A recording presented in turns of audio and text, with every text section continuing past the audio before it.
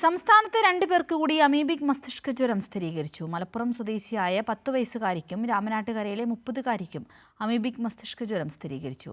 Kozhikode medical കോളേജിൽ നടത്തിയ പരിശോധനയിലാണ് രോഗബാധ സ്ഥിരീകരിച്ചത്. മലപ്പുറം സ്വദേശിയായ 10 വയസ്സുകാരിക്കും രാമനാട്ടുകരയിലെ 30കാരിക്കും അമീബിക് മസ്തിഷ്ക ജ്വരം സ്ഥിരീകരിച്ചതോടെ 11 പേരാണ് നിലവിൽ രോഗം ബാധിച്ച് കോഴിക്കോട് മെഡിക്കൽ കോളേജിൽ ചികിത്സയിൽ കഴിയുന്നത്. കഴിഞ്ഞ ദിവസം വണ്ടൂർ സ്വദേശിനി രോഗം ബാധിച്ചു മരിച്ചിരുന്നു. രോഗം പിടിപെട്ട താമരശ്ശേരി സ്വദേശിയായ 7 വയസ്സുകാരൻ ആരോഗ്യനില മെച്ചപ്പെട്ടതിനെ തുടർന്ന് ആശുപത്രി വിട്ടിരുന്നു.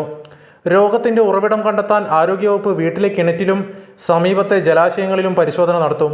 ശുചീകരിക്കാത്ത വെള്ളത്തിൽ നീന്തുകയോ മുങ്ങിക്കുളിക്കുകയോ ചെയ്യുമ്പോഴാണ് രോഗാണുക്കൾ തലച്ചോറിൽ കൂടുതലായും എത്തുന്നത്. നിലവിൽ സംസ്ഥാനത്ത് അമീബിക് മസ്തിഷ്ക ജ്വരത്തിനെതിരെ ജാഗ്രതാ നിർദ്ദേശമുണ്ട്.